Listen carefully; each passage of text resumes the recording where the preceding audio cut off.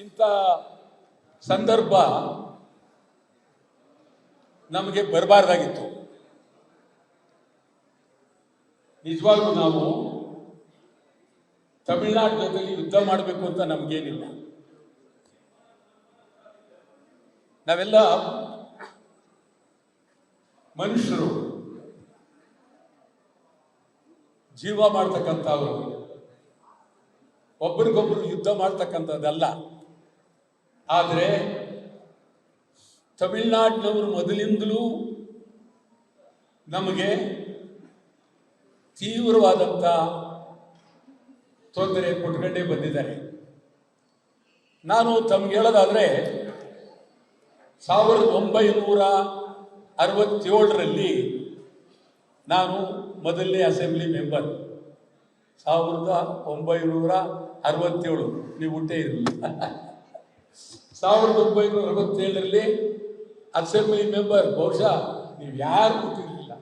1967 assembly member ನೀವು ಹುಟ್ಟಿದ್ರಿ, ನಿಮ್ಗೇನು ಗೊತ್ತಿಲ್ಲ ಹುಟ್ಟಿದ್ರು.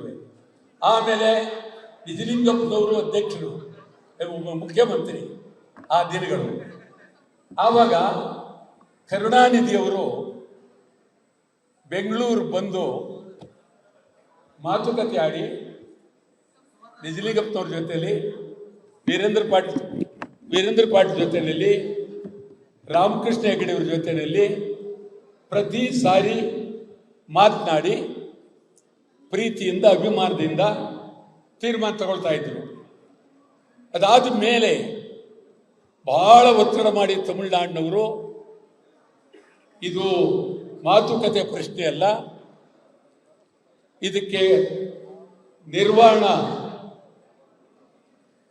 ಸಮಿತಿ ಮಾಡಲೇಬೇಕು ಅಂತೇಳಿ ತೀವ್ರ ಹಠ ಮಾಡಿದ್ರು. ಕೊನೆಯದಾಗಿ ಕರುಣಾನಿಧಿ JH ಪಟೇಲ್ರ ಕಾಲದಲ್ಲೂ ಬಂದಿದ್ರು ಬಹಳ ಇದರಲ್ಲಿ. ಈ ಪರಿಸ್ಥಿತಿಯಲ್ಲಿ ಇವತ್ತು ಕರ್ನಾಟಕ ರಾಜ್ಯದಲ್ಲಿ ಕೃಷ್ಣರಾಜ ಸಾಗರದಲ್ಲಿ ನೀರಿಲ್ಲ. ನಮ್ಮ ರಾಜ್ಯದ ಮುಖ್ಯಮಂತ್ರಿ DK ಶಿವಕುಮಾರ್ ಹೇಳಿದ್ದಾರೆ, ಖಂಡಿತ ಕುಡಿಯೋಕೆ ನೀರು ಮಾತ್ರ ಸಾಕು, ಯಾರು ಬೆಳೆಗಳಿಗೆ ನೀರು ತಗೊಳ್ಬೇಡಿ ಅಂತೇಳಿ ನಮ್ಮ ಬೆಳೆಗೆ, ನಮ್ಮ ರಾಜ್ಯದ ಬೆಳೆಗೆ, ನಮ್ಮ ರಾಜ್ಯದ ರೈತರಿಗೆ ನಮ್ಮ ಮುಖ್ಯಮಂತ್ರಿಯೇ ಹೇಳಿದ್ದಾರೆ. ಅಂದಮೇಲೆ ನಮಗೆ ನೀರಿಲ್ಲ ಅನ್ನೋದು 100ಕ್ಕೆ 100 ಖಾತ್ರಿ. ಈ ವಿತರಣಾ ಸಮಿತಿಯವರು ಈ 1 ತಿಂಗಳ ಹಿಂದೆ ಬಿಡಬೇಕಾಗಿಲ್ಲ ಅಂದರು. ಈಗ ಒಂದು ಸಾರಿ ಹೇಳಿದ್ರು ನೀರು ಬಿಡಬೇಕು, ಒಂದು ದಿನಕ್ಕೆ 3500 ಕ್ಯೂಸೆಕ್ಸ್ ನೀರನ್ನು ಬಿಡಬೇಕು. ಸುಮಾರು 4.5 TMC ನೀರು ಆಗತ್ತೆ. ಆಗ ನಮ್ಮ ಕೃಷ್ಣರಾಜ ಸಾಗರ ಸಂಪೂರ್ಣ ಮೈದಾನ ಆಗುತ್ತೆ. ಅದನ್ನು ನಾವು ಈಗ DK ಶಿವಕುಮಾರ್ ಅವರು ಈ ಆನೇಕಲ್ ಹತ್ರ ಸ್ಟೇಡಿಯಂ ಮಾಡಬೇಕು ಅಂತಿದ್ದಾರೆ. ಅದರ ಬದಲು KRSನಲ್ಲಿ ಸ್ಟೇಡಿಯಂ ಮಾಡಿಬಿಡೋದು ಒಳ್ಳೆಯದು. ಯಾಕೆಂದ್ರೆ ನೀರೇ ನಿರಲ್ವಲ್ಲ ಅಲ್ಲಿ. ಆದ್ದರಿಂದ ಇಂಟರ್ನ್ಯಾಷನಲ್ ಸ್ಟೇಡಿಯಂ ಮಾಡಿ ಬಂದಾಡಿ ಅಂತೇಳಿ ನಮ್ಮ ಹೆಣದ ಮೇಲೆ, ನಮ್ಮ ಸಮಾಧಿ ಮೇಲೆ ಇದು ಮಾಡ್ಬೋದು. ಈ ಮಧ್ಯ ವಿಜಯ್ ಮುಖ್ಯಮಂತ್ರಿಯನ್ನ ಇವರು ಕರೆದಿದ್ದಾರೆ. ಇವರು ಕರಿ ಅಂತ ಹೇಳಿದವರು ಯಾರು? ಒಂದು ಸಾಮಾನ್ಯವಾಗಿ ನಡವಳಿಕೆ ಇರೋದು, ವಿತರಣಾ ಸಮಿತಿಯಿಂದ ಫೇಲ್ ಆಗಿ ಸುಪ್ರೀಂ ಕೋರ್ಟ್ಗೆ ಮನವಿ ಸಲ್ಲಿಸಿ ಸುಪ್ರೀಂ ಕೋರ್ಟ್ ಈ ಬಗ್ಗೆ ಒಂದು ತೀರ್ಮಾನ ತಗೊಂಡು ನೀವು ಇಬ್ಬರು ಮುಖ್ಯಮಂತ್ರಿಗಳು ಮಾತನಾಡಿ ಹಂಚಿಕೊಳ್ಳೋದಾದರೆ ನಮ್ದೇನು ಬಾಧಕ ಇಲ್ಲ ಅಂತ ಹೇಳಿದ್ರೆ, ಆಗ ಇವರಿಗೆ ಅವರು ಸೂಚನೆ ಕೊಟ್ಟಿದ್ರೆ ತಮಿಳುನಾಡು ಮುಖ್ಯಮಂತ್ರಿ ಕರ್ನಾಟಕ ಮುಖ್ಯಮಂತ್ರಿಗಳಿಗೆ ಸೂಚನೆ ಕೊಟ್ಟಿದ್ರೆ ಇವರು ಸೇರಬೇಕು. ಇಲ್ಲದೆ ಇವರು ಸೇರಕ್ಕೆ ಆಗಲ್ಲ. ಇವರಾಗಿದ್ದವರು ಸೇರಬಾರ್ದು ಅಂತಕ್ಕಂಥ ಮನೋಭಾವನೆ ಇಲ್ಲ. ತೀರಾ ಮಿತಿಮೀರಿ ಆ ನ್ಯಾಯಾಲಯ ಸಮಿತಿ ಏನಾರು ಹೇಳ್ಕೊಳ್ಳಿ, ಸುಪ್ರೀಂ ಕೋರ್ಟ್ ಮುಂದೆ ಏನಾರು ಹೇಳಿ, ನಾವಿಬ್ಬರು ಹೀರೋಗಳಾಗೋಣ ಅಂತೇಳಿ ಒಪ್ಪಿಗೆ ತೀರ್ಮಾನ ಮಾಡಿಬಿಟ್ಟು ಅವರು ನಮಗೆ ನೀರು, ಈಗ ಸದ್ಯ ನೀವೇ ತೊಂದರೆಲಿದ್ದೀರಿ, ಆದ್ದರಿಂದ ನಮಗೆ ನೀರು ಬಿಡಬೇಡಿ ಅಂತ ಹೇಳಿದ್ರೆ ಸಂತೋಷ. ಅವು ಹೇಳಿದ್ರೆ ಅಂತ ನಾವು ಹೇಳೋದು, ಹೇಳ್ತಾರೆ ಅಂತ ಯಾರು ಗೊತ್ತು ಇಲ್ಲ. ಈ ದೃಷ್ಟಿಯಲ್ಲಿ ಇದುವರೆಗೂ ಅಜೆಂಡಾ ಇರಲಿಲ್ಲ. ಏನು ತಮಿಳುನಾಡು ಮುಖ್ಯಮಂತ್ರಿ ನೀವು ಏನಂತ ಮಾತಾಡ್ತಾ ಇದ್ದೀರಿ? ಅಜೆಂಡಾ ಏನು ಇರಲಿಲ್ಲ. ವಿರೋಧ ಪಕ್ಷಗಳ ಸಭೆಯನ್ನು ಕರೆದಿದ್ದೀರಿ. ಇದು ಬಹಳ ಗಂಭೀರವಾಗಿ ಈ ಮಾತು ಹೇಳ್ತಾ ಇದ್ದೀನಿ. ನಾನು ಸುಮಾರು 59-60ರಿಂದ ಹೋರಾಟ ಮಾಡ್ತಾ ಇದ್ದೀವಿ. ಯಾವುದೇ ವಿರೋಧ ಪಕ್ಷಗಳ ಸಭೆಯನ್ನು ಕರೆದಾಗ ಸರ್ಕಾರ, ಚುನಾಯಿತ ವಿರೋಧ ಪಕ್ಷಗಳು, ಚುನಾಯಿತ ಆಗದೇ ಇರತಕ್ಕಂಥವರು, ಹೊರಗಡೆ ಇರ್ತಕ್ಕಂಥ ಕಮ್ಯುನಿಸ್ಟ್ ಪಾರ್ಟಿ ಲೆಫ್ಟ್ ರೈಟ್ ಇಬ್ಬರು ಅವರನ್ನ, ರೈತ ಸಂಘದವ್ರನ್ನ, ಕನ್ನಡ ಚಳವಳಿಯವರನ್ನ ಎಲ್ಲರನ್ನೂ ಕರೆದು ಆಗ ಅದಕ್ಕೆ ವಿರೋಧ ಪಕ್ಷದ ಸಭೆ ಎತ್ತಿತ್ತು. ಇದೇನಿದ್ರು ಬಿಜೆಪಿ ಕಾಂಗ್ರೆಸ್ ಸಭೆ, ಇದು ವಿರೋಧ ಪಕ್ಷ ಅಲ್ಲ. BJP JDS Congress. ನೀವು ಕನ್ನಡ ಪರ ಸಂಘಟನೆಗಳು ಕರೀಲಿಲ್ಲ, ರೈತ ಸಂಘಟನೆಗಳು ಕರೀಲಿಲ್ಲ, ಯಾವುದು ನೀರಾವರಿ ತಜ್ಞರನ್ನು ಕರೀಲಿಲ್ಲ, ಇದಕ್ಕಾಗಿ ಹೋರಾಟ ಮಾಡಿದ ಕರೀಲಿಲ್ಲ. ನೀವು 3 ಜನ ಸೇರಿ ನಂದಿನಿ ಹಾಲು ಕುಡಿದ್ಬಿಟ್ಟು ಹೊರಟ್ಬಿಟ್ರೆ ಇದು ವಿರೋಧ ಪಕ್ಷ ಅದಕ್ಕೆ ಸಾಧ್ಯನಾ? ಖಂಡಿತ ಇದು ವಿರೋಧ ಪಕ್ಷ ಸಭೆಯಲ್ಲ. ಸರ್ಕಾರಕ್ಕೆ ಕೇಳ್ತಾ ಇದ್ದೀನಿ, ನೀವು ಹೊರಗಡೆ ಇರ್ತಕ್ಕಂಥ ಎಲ್ಲ ಕನ್ನಡ ಪರ ಸಂಘಟನೆಗಳ ಮುಖಂಡರುಗಳು, ರೈತರು, Aam Aadmi party, communist party 2 ಮತ್ತು ಸಾರಿಗೆ ಸಂಸ್ಥೆ, ಈ ತರ ಅನೇಕ ಹೋರಾಟಗಳು ಅವರೇನು ಬಂದರೆ ನಿಮ್ಗೇನು ಮಾಡೋದು ಕೇಳ್ತಾ ಇದ್ರು, ನಿಮ್ಮ ಸಮಸ್ಯೆ ಏನು ಅಂತೇಳಿ. ಮತ್ತು ಬಹುಮುಖ್ಯವಾಗಿ ಮಂಡ್ಯ ರೈತರು, ಉತ್ತರ ಕನ್ನಡ ಎಲ್ಲರನ್ನು ಕರಿಬೇಕಾಗಿತ್ತು. ಇಲ್ಲದಿದ್ರೆ ನಿಮ್ಮ ವಿರೋಧ ಪಕ್ಷದ ಸಭೆ ಕರಿಬಾರ್ದು. ನಿಮಗೆ ನಿಜವಾಗ್ಲೂ ನೀವು ಕರೆಯದಿದ್ರೆ ತುರ್ತು ಶಾಸನ ಸಭೆ ಕರಿಬೇಕಾಗಿತ್ತು. ತುರ್ತು ಶಾಸನ ಸಭೆಯನ್ನ ನೀವು ಕರೆದು 2 ದಿನದಲ್ಲಿ ತೀವ್ರವಾಗಿ ಚರ್ಚೆ ಮಾಡಬೇಕಾಗಿತ್ತು. ಉತ್ತರ ಕರ್ನಾಟಕದಲ್ಲಿ ಮಹದಾಯಿ ಹೋರಾಟಗಾರಿದ್ದಾರೆ, ಬೆಳಗಾವಿ ಹೋರಾಟಗಾರರಿದ್ದಾರೆ, ಹೈದರಾಬಾದ್ ಕರ್ನಾಟಕದ ಹೋರಾಟಗಾರ. ಯಾರನ್ನು ನೀವು ಕರೆದೆ ಅಶೋಕ್, DK ಶಿವಕುಮಾರ್ ಮತ್ತು JDSನವರು, ನೀವು 3 ಜನರನ್ನ ಸರಿ ಇಲ್ಲ. ಆ ಒಂದು ವಿರೋಧ ಪಕ್ಷ ಸಭೆಗೆ ಈ ನಾಡಿನ ಜನತೆ ಖಂಡಿತವಾಗಿ ನಾವು ಒಪ್ಪೋದಿಲ್ಲ. ಅದನ್ನ ನಾವು ವಿರೋಧ ಮಾಡ್ತೀವಿ. ಯಾವುದೇ ಕಾರಣಕ್ಕೂ ನಿಮ್ಮ ಈ ನಾಟಕೀಯ ವಿರೋಧ ಪಕ್ಷ, ಇದೊಂಥರ ಅವಿವೇಕದ ವಿರೋಧ ಪಕ್ಷದ ನಡೆಯನ್ನ ಒಪ್ಪೋದಿಲ್ಲ. ನೀವು ಮುಖ್ಯಮಂತ್ರಿಗಳಾದವರು ಬಹಳ ಗಂಭೀರ, ಹೊರಗಿನೋಡು ಕರಿಬಾರ್ದು, ಅವ್ರು ಗಲಾಟೆ ಮಾಡಿಬಿಡ್ತಾರೆ, ಕೂಗಾಡ್ತಾರೆ, ಯಾಕೆ ಅವ್ರಿಗೆ ಕರಿಬೇಕು? ಈ ಧೋರಣೆಯಿಂದ ನೀವು ಪಂಜರದೊಳಗೆ ವಿರೋಧ ಪಕ್ಷ ಸಭೆಯನ್ನು ಕರೀತಕ್ಕಂಥದ್ದನ್ನ ಸಮಗ್ರವಾಗಿ ಕನ್ನಡ ಒಕ್ಕೂಟ ನಾವು ತೀವ್ರವಾಗಿ ವಿರೋಧ ಮಾಡ್ತೀವಿ. ಮತ್ತು ವಿಜಯ್ ಬರೋ ದಿವಸ ಆವತ್ತು ನಮ್ಮನ್ನು ಕರೆದಿಲ್ಲ. ಇವರಿಬ್ಬರು ಎಲ್ಲಿ ಹೇಗೆ ಗೋಪ್ಯವಾಗಿ ಮಾತಾಡ್ತಾರ, ಬರೀ ಕಿವಿಲಿ ಮಾತಾಡ್ತಾರ ಅಥವಾ ಏನ್ ನಮ್ಗೇನು ಗೊತ್ತಿಲ್ಲ. ಅದಕ್ಕೂ ನಮ್ಮನ್ನು ಕರೆದಿಲ್ಲ. ನಾನು ಹೇಳ್ತಾ ಇದ್ದೀವಿ, ಇವತ್ತು ಇಡೀ ನಮ್ಮ ಒಕ್ಕೂಟದ ಎಲ್ಲರೂ, ಇಡೀ ಕರ್ನಾಟಕದ ಜನ, ತಮಿಳುನಾಡು ಮುಖ್ಯಮಂತ್ರಿ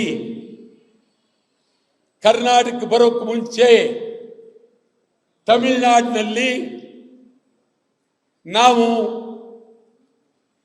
ಸದ್ಯಕ್ಕೆ ಕರ್ನಾಟಕ ರಾಜ್ಯ ಕಣ್ಣೀರಲಿದ್ದಾರೆ, ನಾವು ನೀರಿಗಾಗಿ ಒತ್ತಾಯ ಮಾಡೋದಿಲ್ಲ, ಪ್ರೀತಿಯಿಂದ ಈ ಮಾತನ್ನ ಕರ್ನಾಟಕದ ಮುಖ್ಯಮಂತ್ರಿ ಡಿ.ಕೆ. ಶಿವಕುಮಾರರಿಗೆ ಹೇಳ್ಬಿಟ್ಟು ಹೋಗೋದಕ್ಕೆ ನಾನು ವಿಮಾನದಲ್ಲಿ ಬರ್ತೀವಿ ಅಂದ್ರೆ ಪ್ರೀತಿಯಿಂದ ನಾವು ಸ್ವಾಗತಿಸ್ತೀವಿ.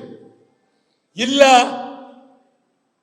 ಏರ್ಪೋರ್ಟ್ ವಿಮಾನ ನಿಲ್ದಾಣ ಮುತ್ತಿಗೆ 3ನೇ ತಾರೀಕು ಯಾವ ಕಾರಣಕ್ಕೂ ವಿಜಯ್ ಅವ್ರ ಬಗ್ಗೆ ನನಗೆ ಒಳ್ಳೆ ಗೌರವ ಇದೆ, ಒಳ್ಳೆ ವ್ಯಕ್ತಿ.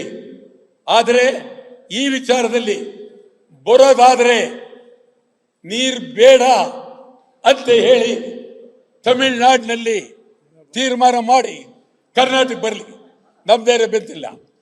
ಏನೂ ಇಲ್ಲದೆ ನಾವಿಲ್ಲಿ ನೋವಿನಲ್ಲಿರುವಾಗ, ಸಮಾಧಿಯ ಮುಂದೆ ಅಳ್ತಾ ಇರುವಾಗ ಏನ್ ಬರೋದು? ನೀವು ಬರಬೇಡಿ. ಬರೋದಾದ್ರೆ ನೀವು ತೀರ್ಮಾನ ಮಾಡಿ ನಮಗೆ ನೀವು ತೊಂದರೆಲಿದ್ದಿರಲಿ, ನಾವು ನೀರು ಬಿಡೋದು ಬೇಕಾಗಿಲ್ಲ, ಮುಂದೆ ನೀವು ಬಿಡೋರಿ. ಇದೇ ರೀತಿ ಇನ್ ಮುಂದೆ ಮಾತುಕತೆನೇ ಆಡ್ಕೊಂಡು ಹೋಗೋಣ ಅಂತ ತೀರ್ಮಾನ ಬಂದ್ರೆ ವಿಜಯ್ ನಿಜವಾಗ್ಲೂ ಇದೊಂದು ಆದರ್ಶ ಆಗುತ್ತೆ. ಅದನ್ನ ಬಿಟ್ಟು ಏನೂ ಮಾತಾಡದೆ ಬೆಂಗಳೂರು ಬರೋದಾದ್ರೆ ಬೇಕಾಗಿಲ್ಲ, ನಿಮ್ಮ ಬರುವಿಕೆ ಬೇಕಾಗಿಲ್ಲ.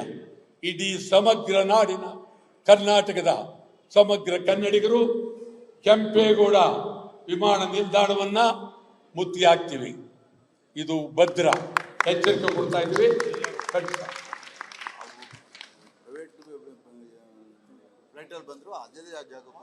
ಅವರು ಯಾವ ರೀತಿ ಯಾರು ಬರಲಿ, ಹೆಲಿಕಾಪ್ಟರ್ ಬಂದು ಬೇಕಾದ್ರೆ ಅವರು ಡಿ.ಕೆ. ಶಿವಕುಮಾರ್ ಮೇಲೆ ಇಳ್ಕೊಳ್ಳಿ, ನಮ್ದೇ ಅಭ್ಯಂತರ ಇಲ್ಲ. ಏರ್ಪೋರ್ಟ್ ಬಂದಾಗ ನಾವು ಏರ್ಪೋರ್ಟ್ಗೆ ಹೋಗ್ತೀವಿ, ನುಗ್ತೀವಿ. ಈ ಸರ್ಕಾರ ನಮ್ಮನ್ನ ಬಂಧಿಸಿ ಜೈಲ್ಗೆ ಹಾಕ್ತೀರಾ ಹಾಕಿ, ಅದ್ರ ಬಗ್ಗೆ ಬೇರೆ ಮಾತಿಲ್ಲ. ನಮ್ಮ ಹೋರಾಟ ನಿಮಗೆ ನಾನು ಹೇಳ್ತೀನಿ, ಬರೀ ಕಡಲೆಕಾಯಿ ತಿನ್ನಕ್ಕೆ ನಾವು ಕರೆದಿಲ್ಲ. ಕಾವೇರಿ ನೀರು ನಿರ್ವಹಣಾ ಮಂಡಳಿ ತೀರ್ಪನ್ನ ತೀವ್ರವಾಗಿ ತಿರಸ್ಕರಿಸುತ್ತೇವೆ. ನಮಗೆ ನೀರಿಲ್ಲ, ತಮಿಳುನಾಡಿಗೆ ನೀರು ಬಿಡುವ ಪ್ರಶ್ನೆ ಇಲ್ಲ. ಮೇಕೆದಾಟ್ ಯೋಜನೆ ಆಗಲೇಬೇಕು. ಮಹದಾಯಿ ಕಳಸಾ ಬಂಡೂರಿ ಕಾರ್ಯಗತ ಆಗಬೇಕು. ಬೆಳಗಾವಿ ಉಳಿಯಲೇಬೇಕು. MES ನಿಷೇಧ ಮಾಡಬೇಕು. ಗಡಿನಾಡು ಬೆಳಗಾವಿ ಅಭಿವೃದ್ಧಿ ಆಗಬೇಕು. ಕನ್ನಡಿಗರಿಗೆ ಉದ್ಯೋಗ ಕೊಡಬೇಕು. ಕನ್ನಡ ಮಾಧ್ಯಮ ಶಾಲೆಗಳಿಗೆ ಅನುದಾನ ನೀಡಬೇಕು. ಉತ್ತರ ಕರ್ನಾಟಕ ಅಭಿವೃದ್ಧಿ ಆಗಬೇಕು. ಕಲ್ಯಾಣ ಕರ್ನಾಟಕ ಅಭಿವೃದ್ಧಿ ಆಗಬೇಕು. ಆಲಮಟ್ಟಿ ಜಲಾಶಯ ಎತ್ತರ ಆಗಬೇಕು. ಕನ್ನಡದಲ್ಲೇ ನಾಮಫಲಕ ಇರಬೇಕು. ಕರ್ನಾಟಕದಲ್ಲಿ ಪರಭಾಷಾ ದಬ್ಬಾಳಿಕೆ ನಿಲ್ಲಬೇಕು. ಕರ್ನಾಟಕದಲ್ಲಿ ಪರಭಾಷಾ ಚಿತ್ರಗಳ ಬಹಿಷ್ಕಾರ ಆಗಬೇಕು. ಹಿಂದಿ ಬೇಡವೇ ಬೇಡ. ಬಿಡದಿ ಉಪನಗರ ಬೇಡವೇ ಬೇಡ. ಬಿಡದಿ ಉಪನಗರ ಬೇಡವೇ ಬೇಡ. ಆನೇಕಲ್ ಹಾಗೂ ಬಿಡದಿ ರೈತರ ಜಮೀನ್ ಕೈ ಬಿಡಿ. ಗಡಿನಾಡು ಅಂದ್ರೆ ಕಾಸರಗೋಡು, ಹೊಸೂರು, ತಾಳ್ವಾಡಿ, ಅಕ್ಕಲಕೋಟೆ, ಸೊಲ್ಲಾಪುರ, ಮಡಗಸಿರ, ಇದೆಲ್ಲ ಬೆಳಗಾವಿ ಕನ್ನಡ ಪರ, ಹೊರಗಡೆ ಹೊರನಾಡು ಕನ್ನಡ ಪರ ಕನ್ನಡ ಸಂಘಗಳು ಬೆಳೆಯೋದಕ್ಕೆ ವರ್ಷಕ್ಕೆ 500 ಕೋಟಿ ರೂಪಾಯಿ ಅನುದಾನ ಇಡಬೇಕು. ಬ್ಯಾಂಕುಗಳಲ್ಲಿ ಕನ್ನಡಿಗರಿಗೆ ಉದ್ಯೋಗ ಕೊಡಬೇಕು. ಯಾವುದೇ ಕಾರಣಕ್ಕೂ ಸರ್ಕಾರಿ ಶಾಲೆಗಳನ್ನು ಖಾಸಗೀಕರಣ ಮಾಡಬಾರ್ದು. ಕನ್ನಡ ಶಾಲೆಗಳಲ್ಲಿ ಖಾಲಿ ಇರುವ ಹುದ್ದೆಗಳನ್ನು ಭರ್ತಿ ಮಾಡಿ, ಪೊಲೀಸರನ್ನು ಅವರವರ ಜಿಲ್ಲೆಗಳಿಗೆ ವರ್ಗ ಮಾಡಿ, ICSE CBSE ಪರೀಕ್ಷೆಗಳಲ್ಲಿ ಕನ್ನಡವನ್ನು ಕಡೆಗಾಣಿಸಿದ್ದೀರಿ. ಕನ್ನಡವನ್ನು ಉಳಿಸಬೇಕು. ಹಂಪಿ ಕನ್ನಡ ವಿಶ್ವವಿದ್ಯಾಲಯಕ್ಕೆ ಅನುದಾನ ಕೊಟ್ಟಿಲ್ಲ.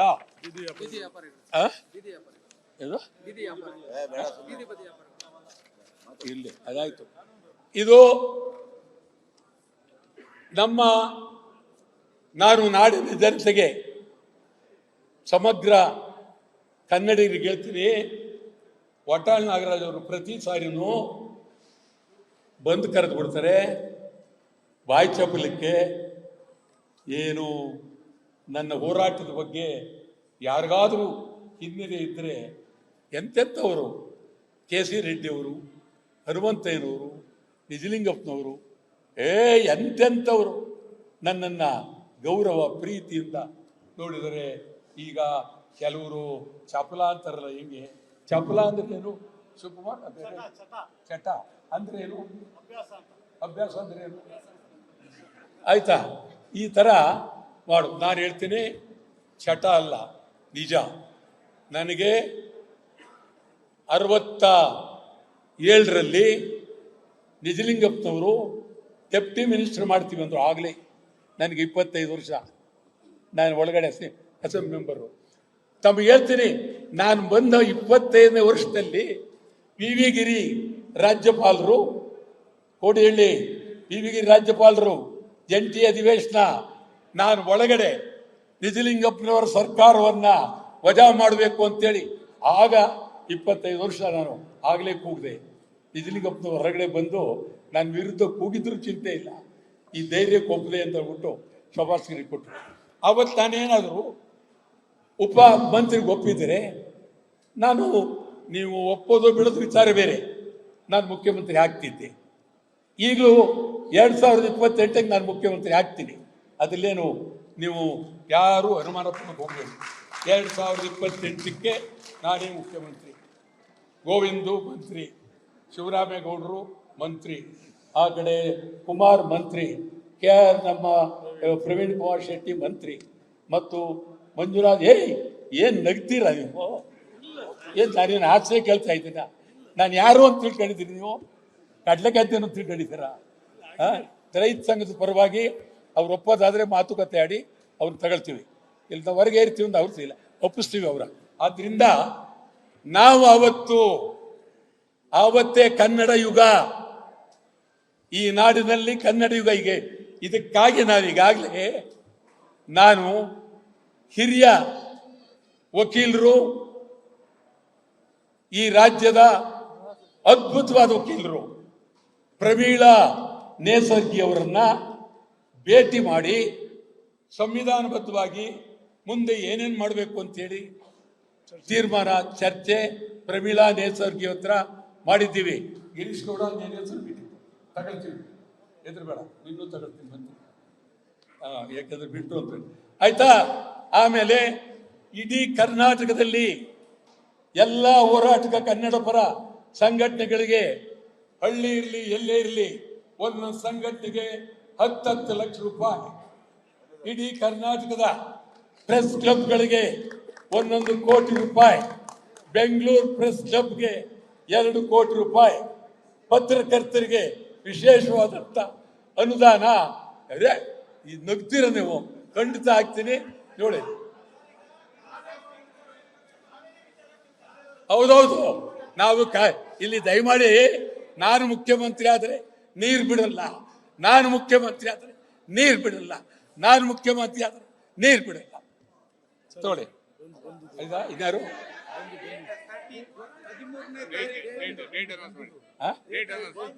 ಅದೇ ಅವರು ಬಹಳ ಮೊದಲಿಂದ ನನ್ನ ಮೇಲೆ ಬೀಳ್ತಾ ಇದ್ದಾರೆ, ಯಾಕೆ ಗೊತ್ತಿಲ್ಲ. ನಮಗೂ ಅವ್ರಿಗೂ ಪ್ರೀತಿ ಇದೆ, ಅದ್ರ ಮೇಲೆ ಬೀಳ್ತಾ ಇದ್ದಾರೆ. ಅದೇನಾತರವೋ ನನಗೆ ಗೊತ್ತಿಲ್ಲ. ನಾನೇನು ಪಾಪ ನಾನು ಎಷ್ಟು ನೋವಾಗತ್ತಿದೆ ಗೊತ್ತಾಯ್ತಾ? ಇದು ಮಾಡಿ ನಾವು ಇಡೀ ರಾಜ್ಯದಲ್ಲಿ ಬಹಳ ಅದ್ಭುತವಾಗಿ ಹೋರಾಟ ಮಾಡಬೇಕಾಗಿದೆ. ಆ ದೃಷ್ಟಿಯಿಂದ ಯಾವುದೇ ಕಾರಣಕ್ಕೂ ಕಾವೇರಿ ನೀರನ್ನ ತಮಿಳುನಾಡಿಗೆ ಬಿಡಕ್ಕಾಗೋದಿಲ್ಲ ಅಂತ ಹೇಳಿ ಭಾರಿ ಹೋರಾಟ